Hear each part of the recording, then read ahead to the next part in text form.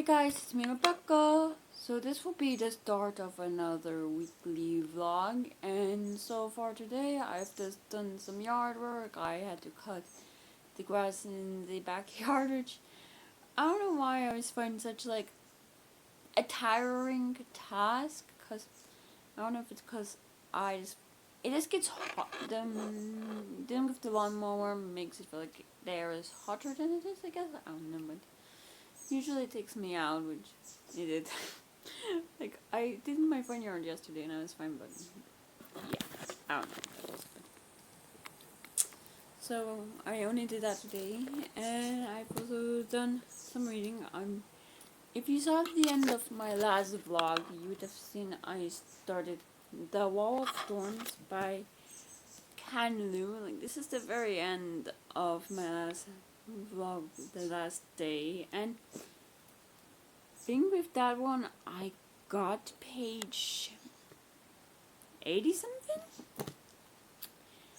I don't know, but I did some more reading last night after I finished that book, and I was on page 94, and I've done some reading today, and I'm on page 170, and so far I'm quite enjoying this.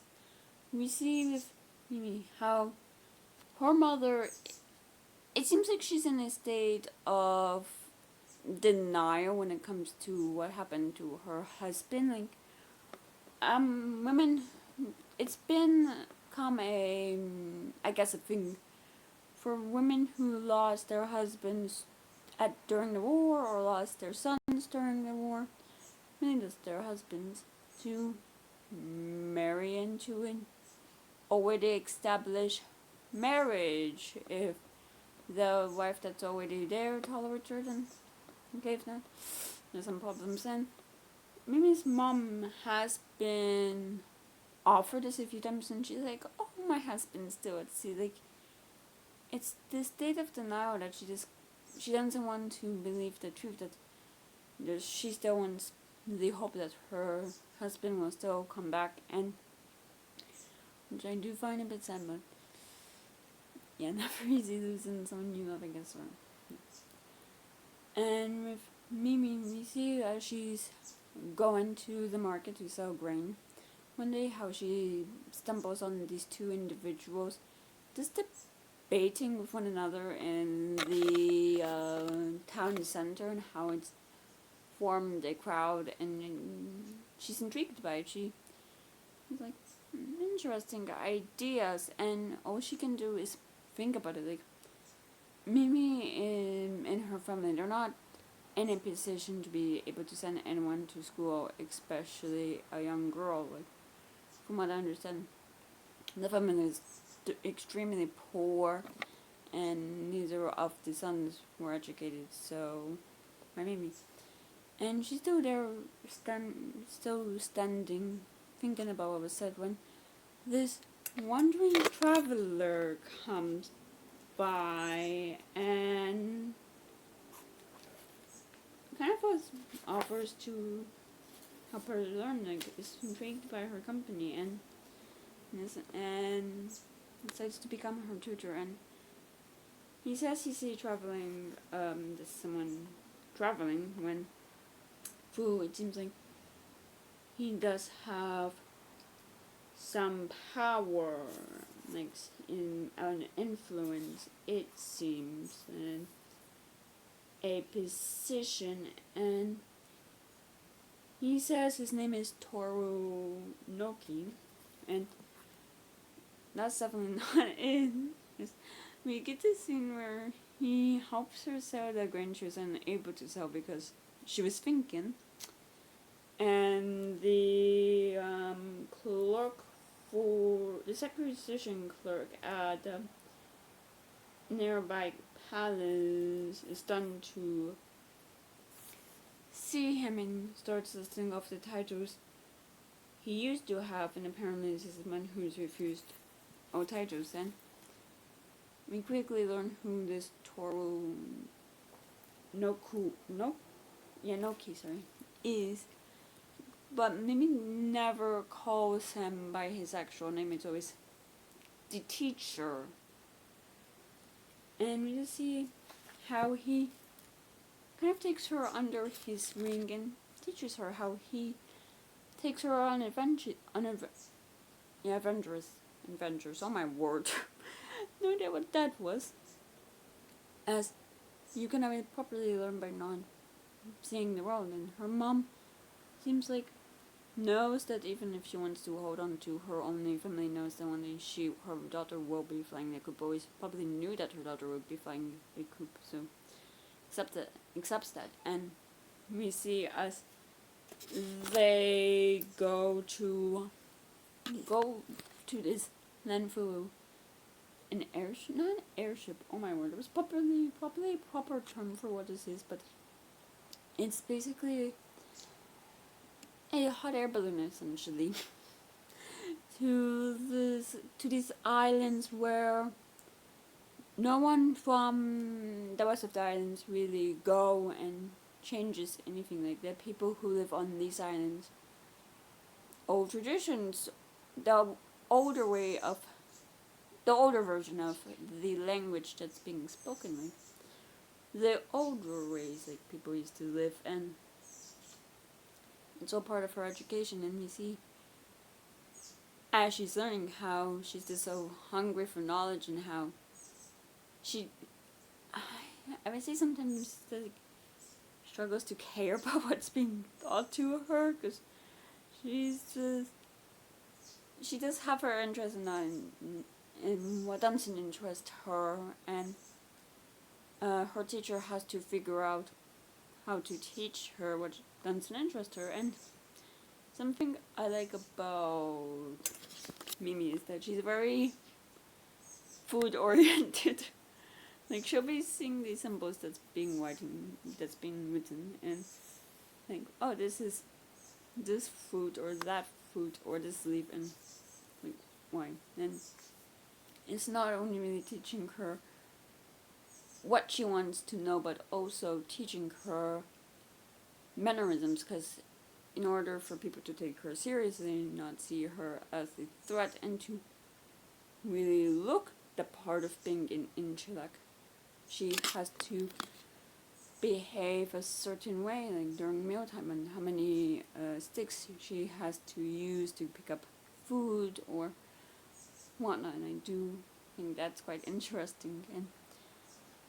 And in more, I guess, the present timeline, we do learn that there's some issues, some tension happening with the some shoulders and other, I guess, kings, I think, to most of the different regions, how they might not be so happy with Kuni, and how there might be some tension with the Empress and her actions.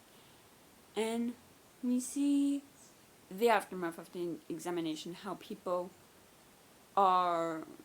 who failed the exam are upset that they failed and want someone to blame, like saying someone doesn't deserve to pass this exam because of where they're from, and how they want to believe there might be some bias or cheating or something. And when those who have written good enough essays, they are presented to court, because King Kuni, Emperor Kuni doesn't really care about like anything, like when it comes to studies and whatnot. He finds it a bit boring. They have to show him like a presentation or a play or something that holds his attention to show what their point is. And one of these people, who was the grandnephew, I think it is, to the previous emperor, tries to say what he should do to change the way of things, that he should go back to how things were and one and done. And it's very clearly that most of the people in the room, except one person, they're from rich families who have a lot of power, and they only send their sons to school, to this exam, in the hopes that they'll be brilliant enough to pass this exam and have an audience with Kuni to spread the ideas they want spread. So yeah, I'm intrigued on where that goes and what Mimi will do when it's her turn, like what ideas she'll bring to the table. So yeah, so far I'm just enjoying this and I'm finding it quite interesting and I love the ways things are being said and a line of thinking. I'm intrigued. So yeah, I think that's all for now. So I'll see you next. So it's the next day, and so far I've done some work and whatnot. I also edited and exported my previous video. I just have to make the thumbnail and schedule it and all that stuff, and I've also done another load of laundry. I swear that never ends.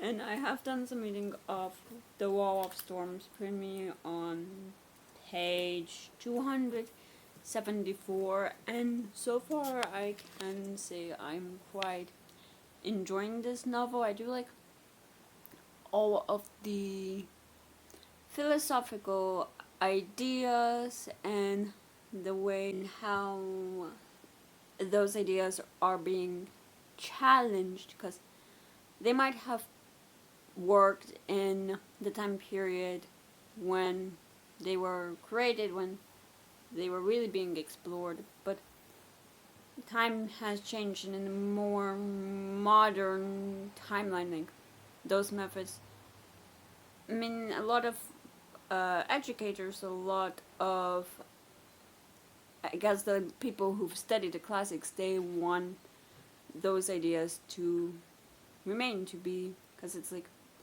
that's just how things have always been. They don't want to stray away from tradition, while we also have those who are challenging those ideas, especially with what Kuni wants to do when it comes to who he names his heir, because his sons, they're too different from one another, and they bring into different groups from one another. Well, yeah, 2 groups each, and he's not sure what he wants to do with that, because he knows who he wants to make his heir, but it would cause a lot of people to be very much upset, considering who he is considering is his oldest daughter, Thera.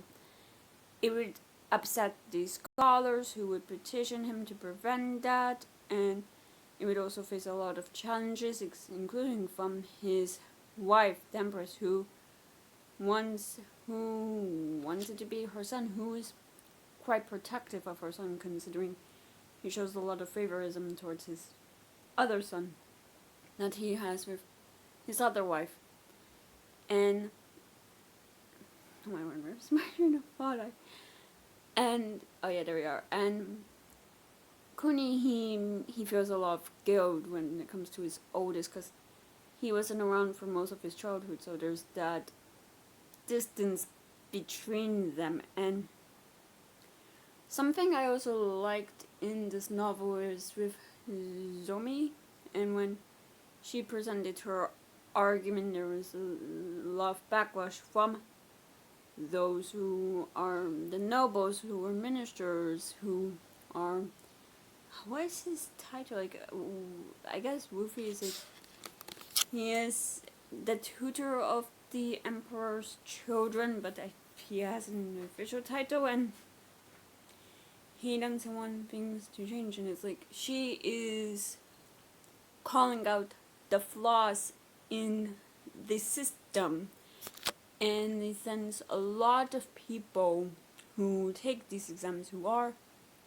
have access to education, to access to these classics, and the ability to be put in a position where they are educated. They come from families that are extremely rich. They come from the nobles and the upper class, while those, like where Zomi comes from, who are in extreme poverty, they don't have the access to education. Their families just cannot afford to send them to school, and even then, like those who are have more higher classes, they take advantage of those in lower class, as we've seen with Zomi when she's reunited with her mother, how their landlord has been taken advantage of her mother to basically use her as a servant so that he doesn't increase their rent,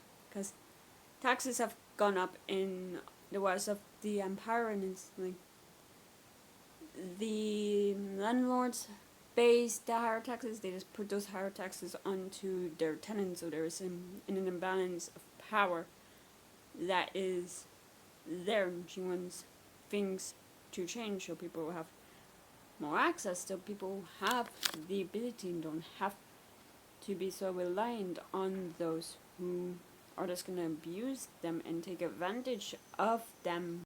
So it's the next day, and so far I've done some work and whatnot, and I decided not to go for a walk today, as yesterday somehow I pulled something, I think a muscle in my right calf, and it's just been hurting me a bit, like this causing some discomfort, so just gonna take it easy today, and I have done some reading of The Wall of Storms, put me on page 370, and so far I am enjoying it. I am curious in what Gia's ultimate goal is, if it's solely to ensure that her son is the heir, or if there's something else, because we see how she advises like the head of, oh my word, what is, like, not spies, but the head of like the army, to kind of devote some funds to, and kind of let the rebels think they're getting in.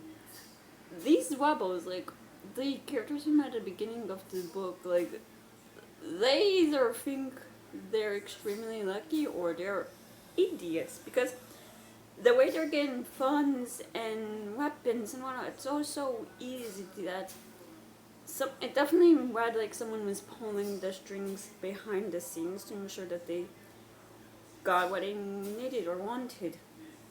And they don't even question it. It's like they just think so lowly of the Emperor's army that it's like, oh, it's like, what's the phrase?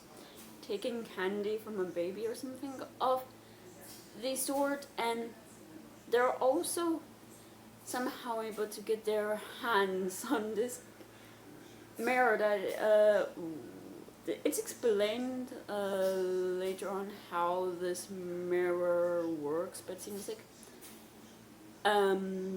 something is put inside the mirror, and like with works of light, it's like able to show whatever is there. And for the rebels' purpose, it is the image of Mata, of the hegemon one, and it's like showing the people that he's against Kumi, that he wants Kumi dead, he wants the Emperor dead, and it's riling up people. And I just think it's just interesting the way people are manipulated and how they're being manipulated. I don't know, something about it. It's like they all have a cause, and really they all have their grievances of some of the Emperor's rules and his not treasuries, but his, I guess, the statements he's put out and the changes he's made. And for some, it's solely they are part of the rebellion because they felt like that's what they're supposed to do. It's like what they're supposed to do with their lives for their family.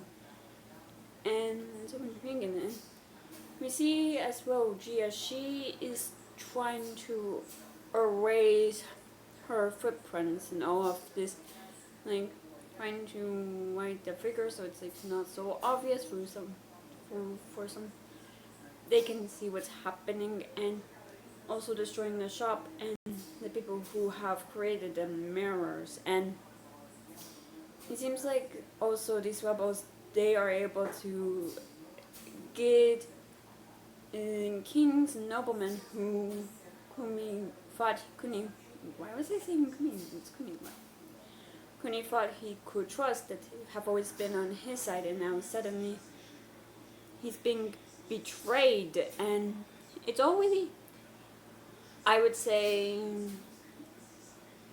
I guess his sons, or we're seeing how a person's ego might prevent them from asking for help, because Kuni was advised to ask Queen Jin's, who's a powerful warrior, for help, and he felt like it was just too awkward to do so. It wouldn't sit right with him. You also see how his youngest son didn't ask for help because he didn't want seem like, oh, he's running to his father for help and wanted to prove himself. And with Queen Jen, like, she is supposed to turn over the rebels to the emperor, but is kind of not doing that. Mainly because I don't know why, it seems like she's also a bit unhappy, but also she doesn't think it's right to do so. Like, she wanted to protect the head of the rebels, and so Zomi gives her the advice to not do so. So I'm so curious about it. And then there's Thera, and with Thera's perspective, it seems like the gods are becoming a part of the story, as she and Farah, who is the youngest child of the where they run into this woman while they're dressed as peasants. And a side note of this is that Thera, she wants to kind of understand the people, and she thinks she's on the same level with a lot of them, but then there's some like Zomi who knows they're on different levels, and like Thera's above Zomi, and then Thera's like naive because she's never really understood what the peasants go through, kind of wants to experience that. And but they meet the Scottish, who gives them advice and gets the wheels in Thera's head turning, and then they meet this musician, who I'm getting musician, there we go, who I'm assuming is another god. He somehow was able to get through the guards of the castle, and then he played music, and then he suddenly disappeared right in front of the two girls' eyes. So, but he also taught her a lesson, and it caused her to start to really think of what is exactly going on with the mirrors, and she's the one who figures it out and is able to help her youngest brother take down the rulers. Take down the rebels. But I guess I still have a lot of curiosity on what's going to happen next, especially since so far we haven't really got Timu's perspective. He is really with the scholars, so not really like, I don't know, not really a part of the whole rebellion thing so far. But you see how his father isn't exactly the biggest fan of him. Not that was the wrong way to say it, my word. But he writes things longer than he should. Like, as his father said, he writes 10 sentences for something that can easily be one. So there's always this concern of impressing his father, and I'm curious if this will be a thing of brother versus brother, in this case blood brothers versus blood brother, because why am I now? Mata and Kuni, they did consider each other brothers. They were close friends, and then until they turned on one another. And in this case, it would be actually blood versus blood, and I'm so curious if that's what will be the end of this, or if somehow it will be there on the throne, as that's what Kuni wants. So I know I still have a lot of questions, and I'm just quite curious in seeing how the story continues to unfold. So yeah, I think that's all for now.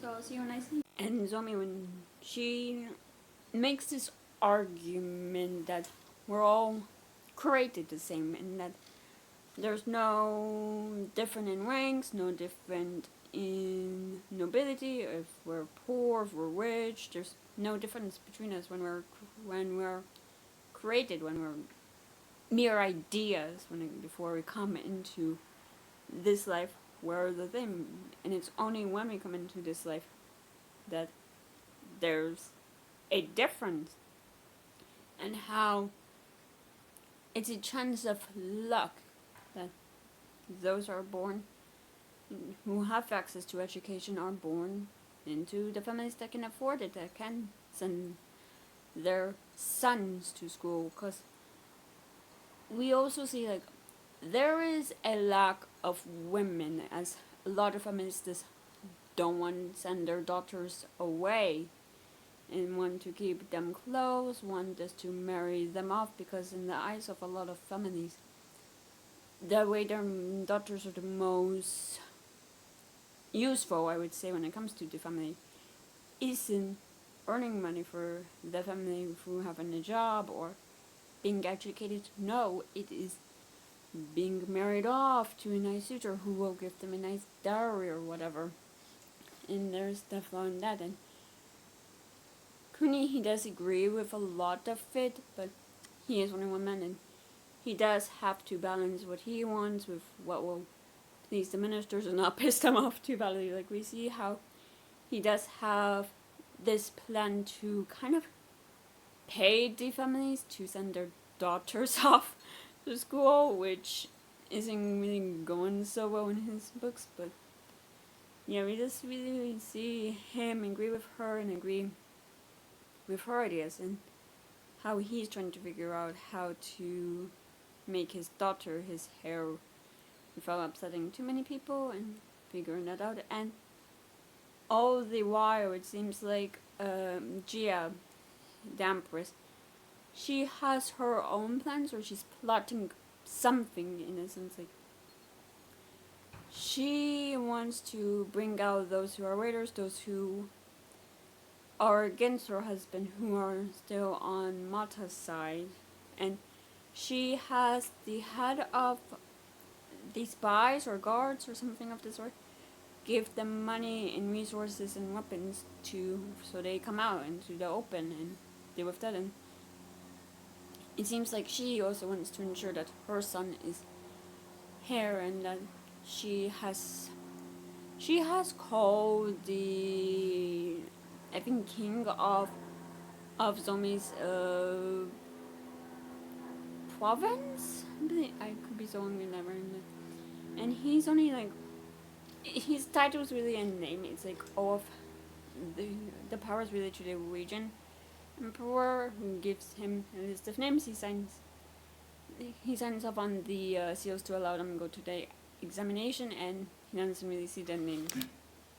And Gia learns who signed Zomi's pass, and I'm curious on how that goes. And I also reached a new part where it's the land where Mata is from, how something is brewing, it seems. But yeah, really I did enjoy the ideas being explored, and I do agree that, like, there are people who are born into positions where they have the access to learning, and how it's not only the access they have, but the gender they have, because feminists are more likely, especially during certain time periods, to send their sons to school, and make sure the daughters are pretty and are only good enough to be married. And so I do find those ideas interesting, and the fact like it's really being called out, honestly, because it's not really ideas, it's back. Like, this is still something that's unfortunately affecting our world, our time period, where only those who are born in certain places or in certain bodies or are born in certain genders have the ability to go to school, and it's only certain places where both men and women have the access to education, and sometimes it's not even easy for that. I mean, with higher education, I mean, a lot of people do go in debt, it seems, and I do find that, I don't know, I just like how it's being called out, and I am also intrigued on what is going on with Gia, what she is planning, and I am curious in seeing if Kunli somehow succeeds in finding a way to get his daughter to be his heir, and how that goes about, because I can imagine a lot of people are not going to be happening finding out the next leader of their country is a woman. Like, that's going to upset a lot of old people who want to stick to the traditions, and yeah. And I think that's all for now, so I'll see you. So it's the next day, and so far I've done some work and whatnot, and I was able to go on a walk.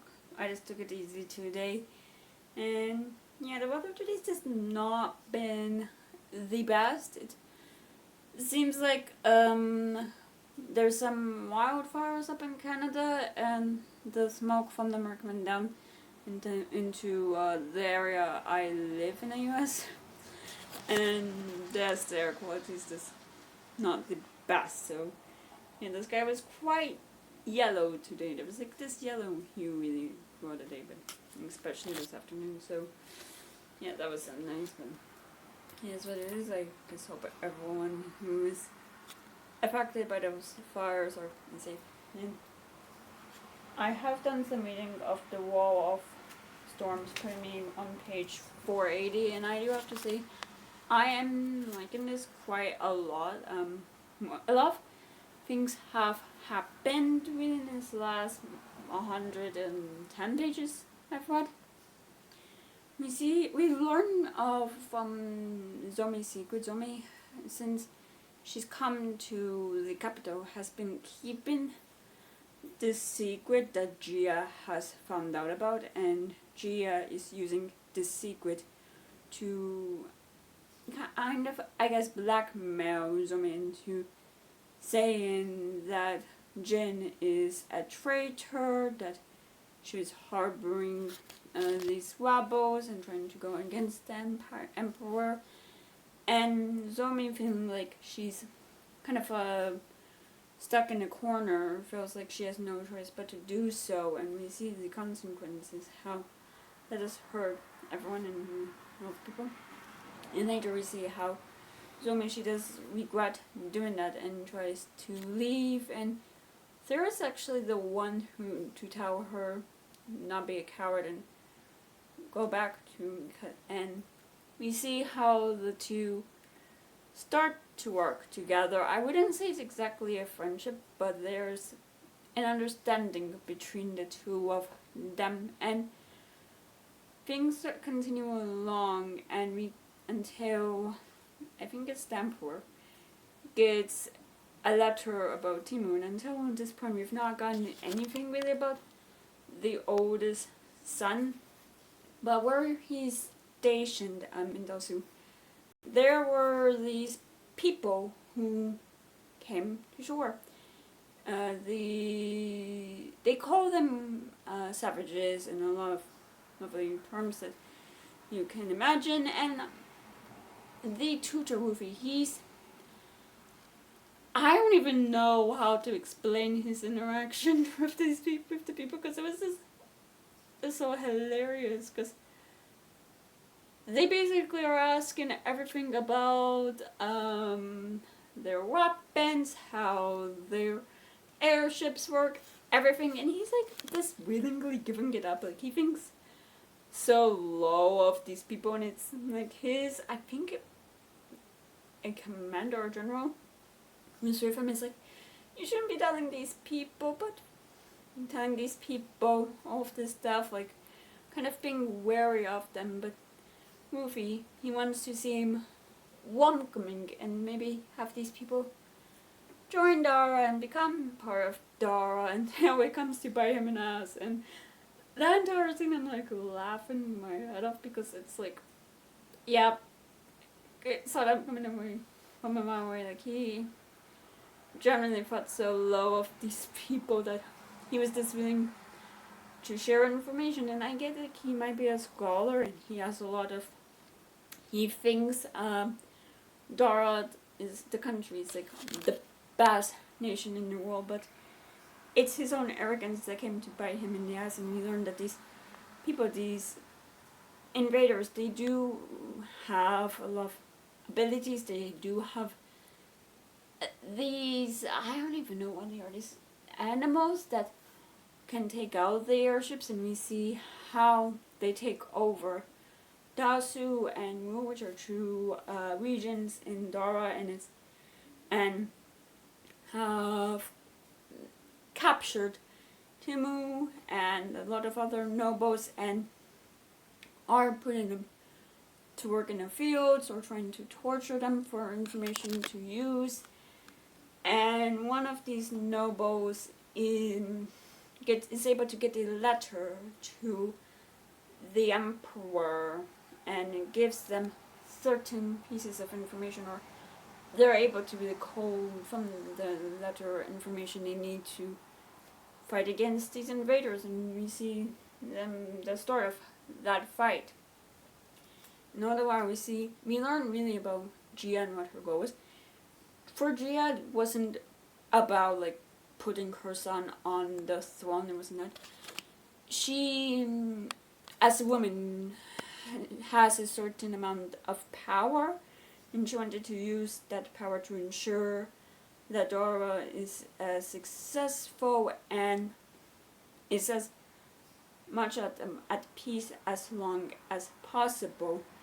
Because she knows like what's going on, why now. It's gonna be for why now. Like the peace in the countries because of the loyalty shown to Kimu through everyone who fought with him during the war. But eventually those stories told to grandchildren or to great-grandchildren, they will fade away and new loyalties will emerge. So for Gia, it was always like, for her it was taking away any weapons in Dara and putting more scholarly figures at the forefront. Those who fight more with their brains than with actual weapons. And she thinks like the way of her thinking, it might be flawed, but she thinks she's right, and she admits that other people might think she's wrong. And we do see, I guess, the consequences of that, how it has led to the downfall of people and has affected people. Because the leader of, I wouldn't say the army, I could be so wrong. I should have looked at this again before you hit record, but Koda, he is distraught. I mean, he failed to protect Timu. He allowed weapons and money to go into the hands of rebellions. Like he feels like he failed Timu, and that's affected him mentally to the point where he doesn't kill himself. And it turns out everything about Gia is told to the Emperor, who's not exactly happy with her, and we do learn that her lover was interrogated and imprisoned, and he did die. And yeah, we won't. And we are told on what's being told how he died, but yeah, we see as well how people also who I guess, been wronged by Gio to want them to make it right, but in one case with Jen, who wants the Empress to take back her accusation of treason and whatnot, and admit to a lot of things before she allows herself to be free, before she goes back to the army. And I think that's a bit complicated because if that was to happen, a lot of the nobles would be questioning what's true and what's not, and would just cause a lot of issues, I guess. That's to put it lightly in Dara, and really Gia just has to face the consequences of her actions. And with Zomi and Thera, we see how Zomi, she is getting closer to Kuni as an advisor, and how she's able to help him alongside Thera, who in this whole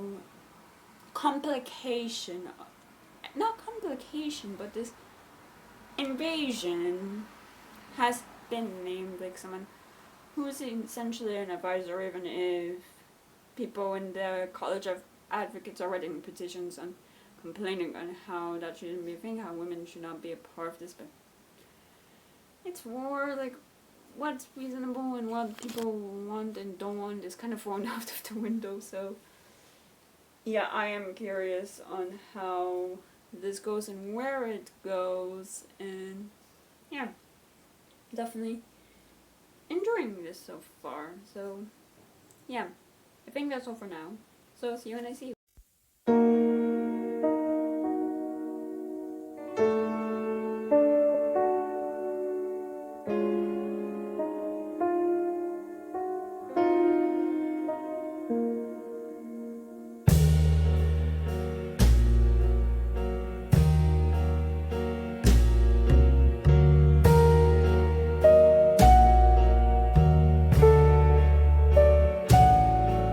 So it's the next day, and as you saw, I did go to the beach today. Thankfully, the air quality did improve through this morning. As you also saw, it was quite cloudy, and the wind was a bit chilly for me, which, I don't know, I think is a bit funny, because I don't live that far from the beach. I live like maybe 40 minutes inland from the shoreline, 40-50 minutes. And yet it is definitely much warmer, which, how does that make sense? God knows. And I have done some more reading today of The Wolf Storms, and I'm on page 566. And honestly, I wasn't gonna update today just because all I've read so far today is the fight between Dara and Loon, the invaders who are from Lendu, Lyndu, I believe it's how it's spelled, and how the invaders, they do have their airship, so they kind of have an idea of how they might work, and they also have some people from the army, from the military, held in captive. And some people who, like nobles and whatnot, who were in Dasu, and then when these invaders came, they opened their mouths and gave them the information they wanted, thinking it would protect them and their families, and because if not, they'll be whipped. And we see how those in Dara, they do get creative in how they are trying to stop Lindu, and right now it's kind of in, I would say, standstill between the two armies. And while during this fight, two people from Dara are rescued, both hold significant importance to Zomi, one being her teacher, one is it Lua? A-N or L-Y-A-N. Not sure what his last name is. Not last name, he's Z-Y-A-N. Who is in a horrible shape.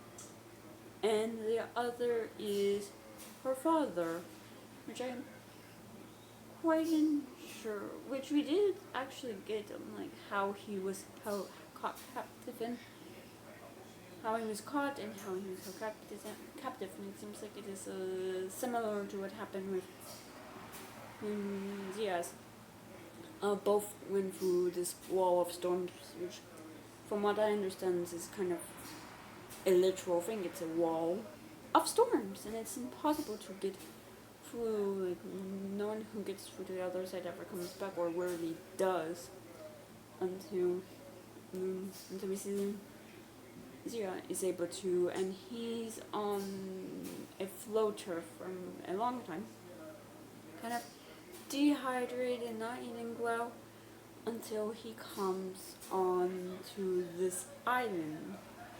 And it seems like the same thing happened with Zomi's father. Like, he went through this the wall of storms, and his people were on floaters. They were trying to go in different directions on the water, trying to find land, and we see everyone how he is rescued through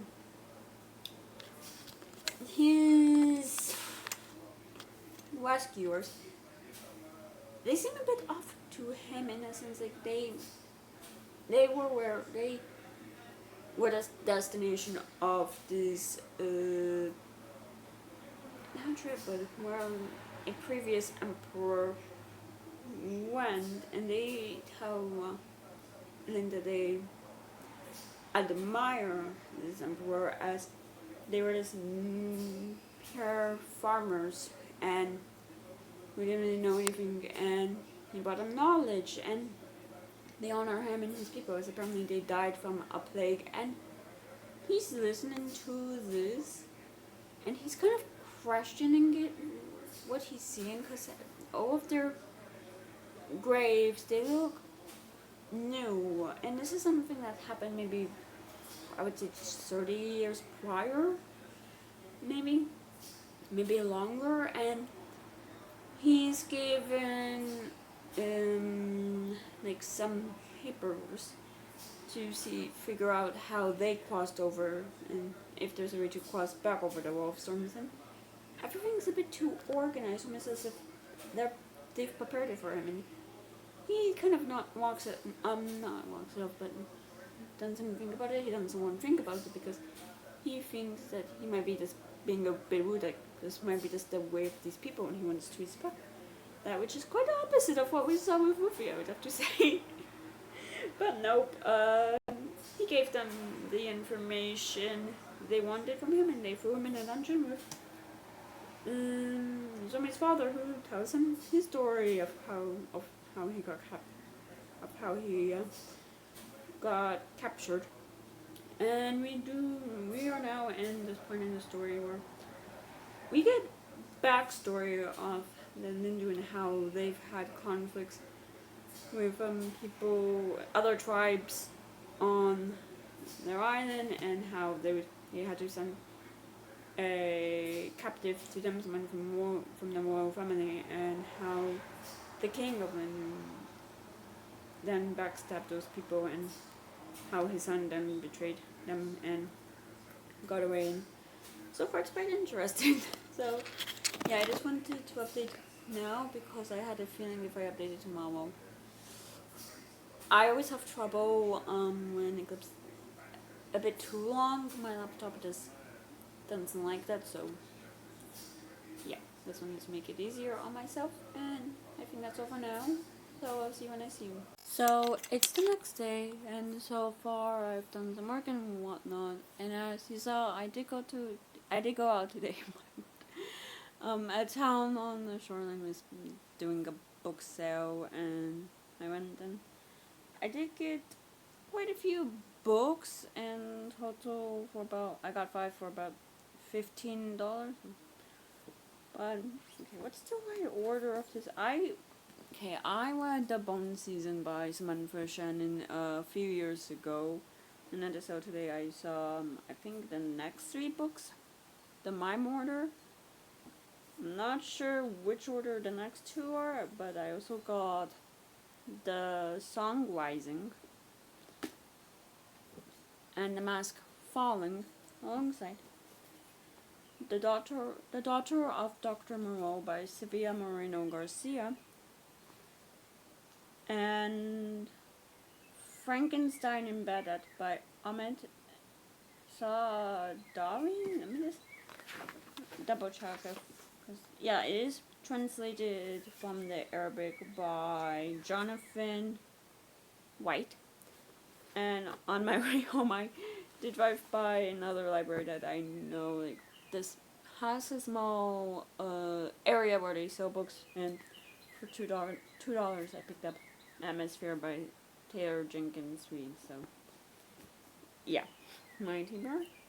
Whatever. I don't mind having a large GBR. I do follow, I guess, the idea that books are like a bottle of wine. You drink it at the right time and you add an Asian, that kind of thing. But also, there's still so many stories in the world that intrigues me. So yeah, and I have also done part of my grocery shopping today, and have done a bit of reading of The Wall of Storms, putting me on page 668, and so far we are getting more backstory with the leader of Landu, this guy named, oh my god, okay, I'm not even, let me see how he was and rank, how he had a lot of ideas, and how he, I wouldn't say inspired loyalty, but kind of forced his soldiers to never question him, to do as they're told him, and inspire fear in them, and how these creatures they use, the Gar and Affins, which from we later learn are kind of are similar to, I would say, a breed of cows, but how he's taken the young ones, imprisoned them to make their parents behave and be command and be under command of him. And we see how the previous emperors, from like over 20 years before, how their fleet trying to find like this land of immortals comes onto the island, and he has the other villagers kind of like actually played a part of savages, like they are dumb-witted, they don't know anything, they are not civilized, and kind of make the fleet from there kind of trusting of them, and not trusting, but but let their guard down around them, think like, oh, they're just too stupid and we're so brilliant, like kind of take advantage of the fact they're also arrogant, and to learn their ways of fighting, to learn how their ships are built, to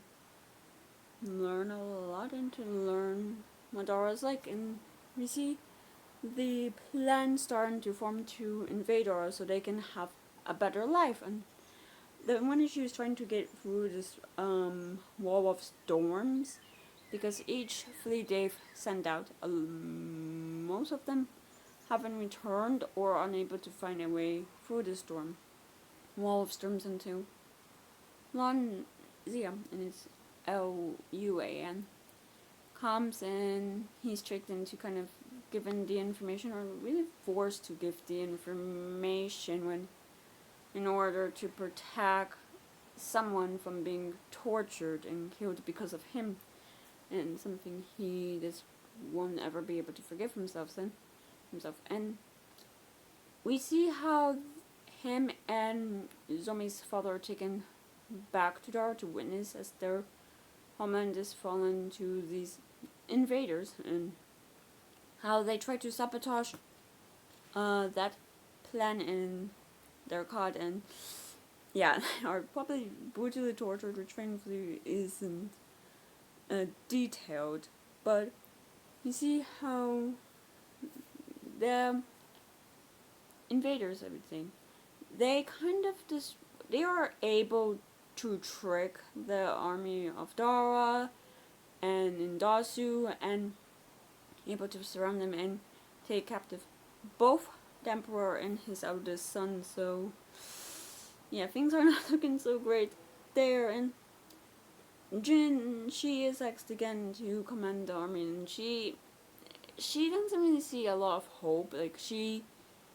cannot see a plan where thousands of people cannot die, and she cannot ask people to lay down their lives for this until she has her eyes woken up and seeing that there are people who will be glad to volunteer to revenge their loved ones' death to protect their home. And she does decide to help, to make a plan on how to fight the army portion of the Landu. While Zomi and Thera, they're working with these scientists to figure out how the Jin, oh my god, I just said that word, and I've already forgotten how to pronounce that word, but it's like, jar and offense? Yeah, where's my train of thought? They're trying to figure out the anatomy of them, how they're able to do what they're to do, and how long they can be in there, and why they're not able to be in the air so long, and how their fire abilities work. Like, they are learning a lot, but they're not really able to learn how this gas turns into flames, because these animals, they do have this flammable live gas in them, and somehow, and it's like a cycle where it's like they digest it with food and whatnot, and it's like, how is it possible? And Thera, I have to say, she decides to work on her grandmother's farm to really study cows, because they figured like cows and jar and Uffins, they're similar creatures. So it seems like Thera has her own ideas, and but Zomi is still trying to figure out how the flammable flame is created. So yeah, that's where I'm at, and still so far I'm quite liking it. I'm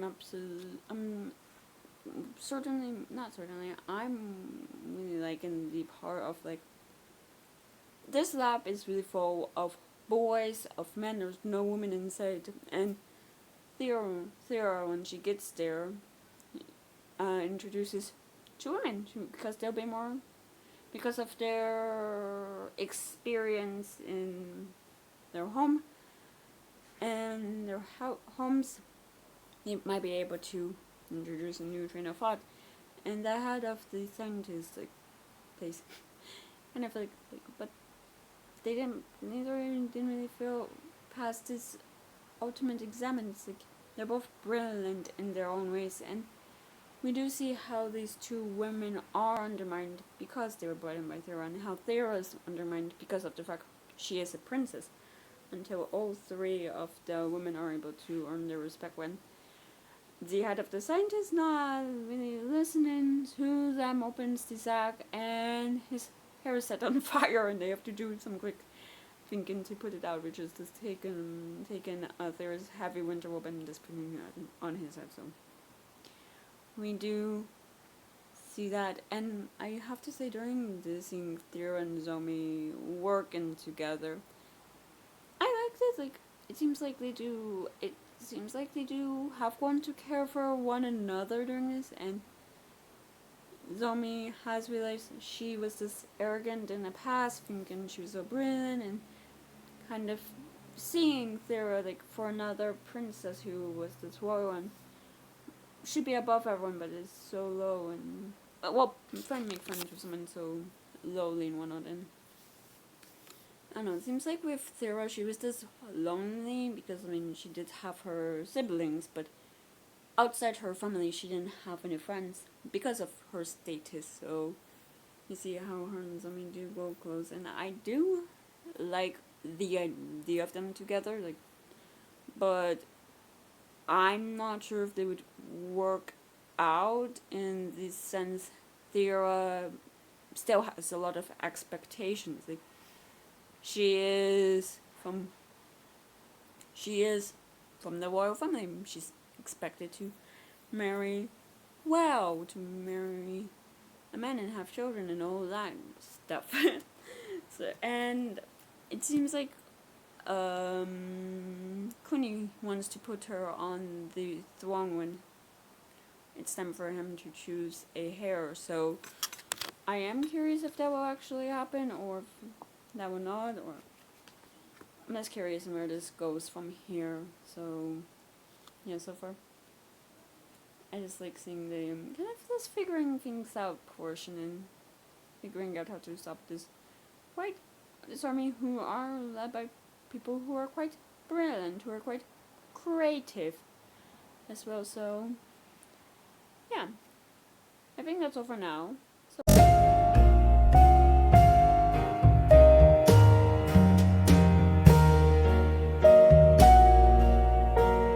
So it's the next day, and as you saw, I did go out today. The town next to me was holding this extravaganza, which is really just like a fair and whatnot, booths, wines, food, that kind of stuff. And typically on the last day, there's like a corporate wall, and where it's like a small businesses kind of handing things out in a craft fair.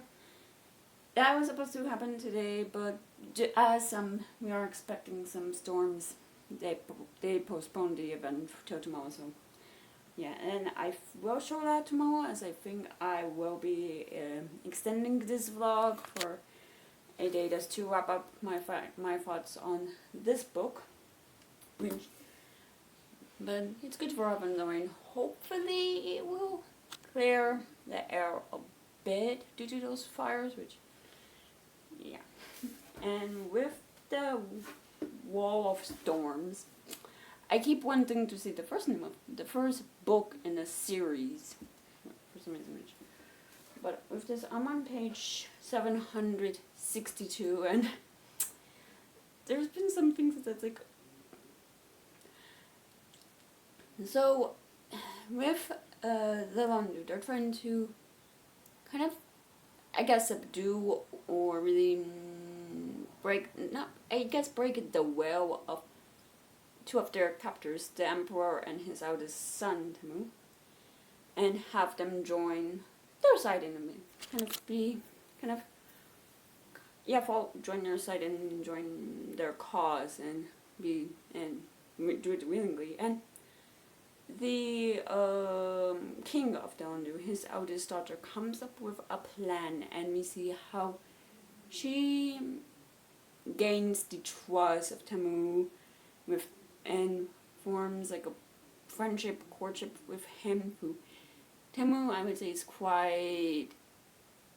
he's quite naive, I would say. Like, he's someone who's only really read the books. He's never really had any proper experiences with women, and when she is this not adamant but so outwardly flirting, asking him if he thinks she's pretty and whatnot, he kind of like tries just to be polite. And the Landu, they do have this drink that I think, even with this name, I would say similar to kefir, called Ofer, which is this alcoholic drink made from fermented garden from milk. And she does give it to him and is like, oh, you're supposed to drink 3 cups of this, like in honor of your guest or something of the sort, and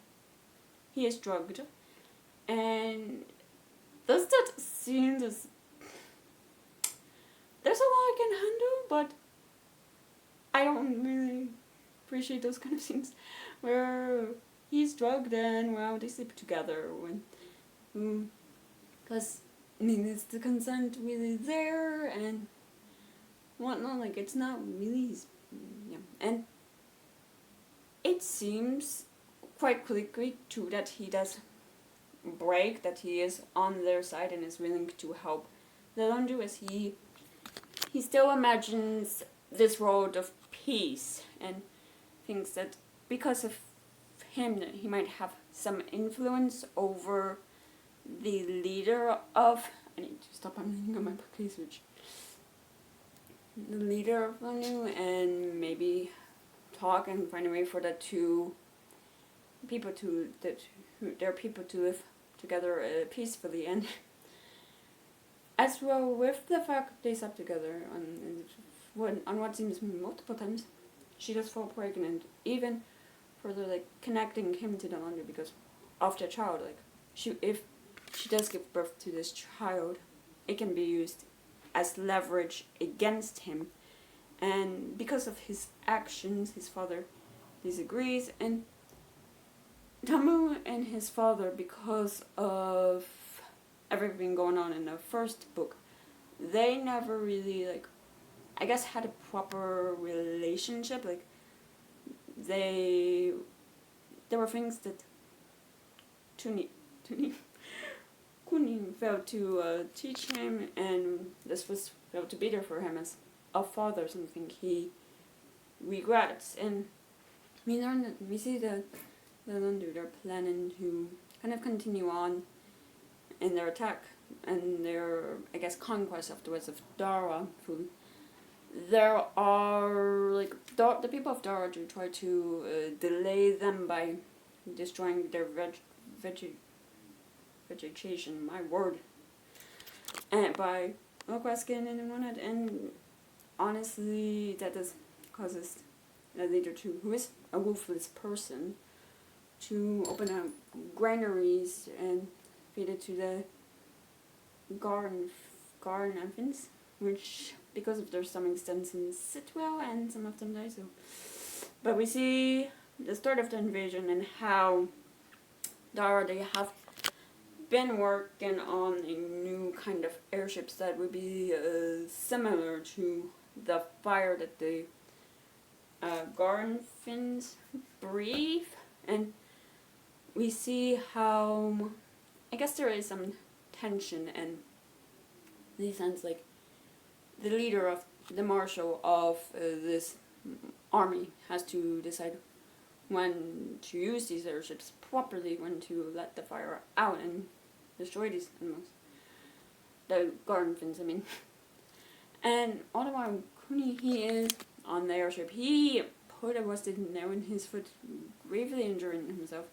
By the time that injury was found, his foot had to be amputated, and we see him on the verge of death as he meets the gods, and is woken up for a bit to tell basically who he's naming Hair, and to continue to fight against Elandu before he falls and reunites with his brother, reunites with Mata Zandu. So yeah, we just see like the start of, I guess, this fight, and yeah, so far this anything really who I do have to say I do not appreciate. Like, thankfully it wasn't anything in details, but she definitely took advantage of the fact that Tamu is someone who's quite, like, he doesn't really have a lot of experience, he's quite innocent, naive, and she knows what can break a man, I guess. And yeah, I think that's all for now. So I'll see you. So it's the next day, and I did go to that extravaganza today. It looks like the whites were just packed away, or they were packed up. It was just the more corporate stuff, which is just local businesses and whatnot. So nothing really interesting, and I was not in the mood to film. So yeah, and it was quite. I don't know. The weather has just kind of had been on and off, like a bit windy and chilly, and then warm. So yeah. It seems like July is just a roller coaster of different weathers, which it is what it is. And I have done some reading, and I did finish The Wall of Storms just now, and overall I enjoyed it. So for some reason with fight scenes I can never really visualize them, so it just always goes over my head. And there were elements when to create a new weaponry that is also went over my head, but I'm not very much of a scientist, unfortunately. So, but yeah, overall I liked it, and I'm gonna give it 4 stars. But why what is that? Is we see how Dara and Nando they do go into battle, and something I liked about it is like with Dara how they created the new ways to try and fight the Nando one, and Garnafins, the animals they have that. It's taken people from like kind of different backgrounds and putting them together, and you see how initially they're distrustful of one another until they do start getting along. It's like I just liked it because it's like we might be from different backgrounds, we might have different occupations, but we're people and we're all fighting for a common goal, and we see how because of the common goal they become lectin friends. Like we have this scene where it's like the people who are thieves, who create forgeries, they're helping these scientists, and it's like kind of an interesting dynamic. So I did like that quite a lot, and you see how things are going well for Dara until one of the people who try to lead the rebellion betrays them and goes on to the laundry side, thinking it might be better for them. And technically Dara won this battle, but not the war. Why now we see how Dara and Landu, they're at this tentative peace where they've agreed to hold off on fighting for a decade, yet we see how both sides are already starting to prepare for the second round of battles, the second war, I would say. With the oh my god, I can never say this. I'm never gonna say this word correctly. Oh well. But with the Gar and a Finn, in order for them to reproduce and have children and whatnot, they need a special berry which Landu found grows on the island, and they took what they needed, destroyed the area, and yet the Landu on their old island, they were, I guess, in battle with another tribe who tried to enslave them and who they ended up enslaving. And one of the princes of this tribe, oh my word, he was enslaved, and yet he gained the trust of those in power in London, and to go on the second fleet to Dara, and he was able to get away. And the way he comes out, this is so like, how? What? But he somehow managed to get inside a well and then come out, which. But Thera decides to go with him to learn and to figure out ways to stop Landu, and it's more like a royal marriage, like a marriage of convenience, I would say, or maybe like not an arranged marriage, but she does decide to go and in her place have her younger brother in her place as emperor, with the idea being that she'll come back and take over the throne, which I'm not sure, because the people from College of Advocates, the people who don't think it's a good idea for a woman to be on the throne because traditions and whatnot, they're not happy with the fact she's on the throne, and I'm very much happy with her brother being on the throne. But the thing is, it's Thera's mother who claims she's not power hungry and whatnot, but she did kind of set up Rosina, the Clooney's other wife, and the mother of Thyro, I definitely mispronounced that, to trying to kill herself. And when that plot is exposed, well, it seems like she kills or forces Rosina to kill herself. So yeah, she currently is sitting in a place of Thyro until he is ready to take on all the responsibilities. But I'm wondering, how willing is she to give up the throne? How willing is she to allow her daughter and Thyro on the throne? I'm curious about that, and I am also curious with the next book, or I don't know if it's gonna be the next book or the last book, but Timo believes it should be him who's on the throne. It was his right, as he is the oldest son. So I am curious if there will be some sort of confrontation over that, or how that would go, if it would just be with Theron and Timu, or if oh my god, Viral also joins in and fights for the throne, or if Gia does something. I'm just so curious on who, if there will be a battle for the throne. And because Gia, she does know her poisons, and she is quite clever. So I'm just curious on this, because Kimon does believe he has a right. So yeah, we will see when I eventually read book 3, which it will not be the next book I read. And yeah, and that is all for now. And that is also the end of this video. So if you enjoyed the video, please give it a thumbs up.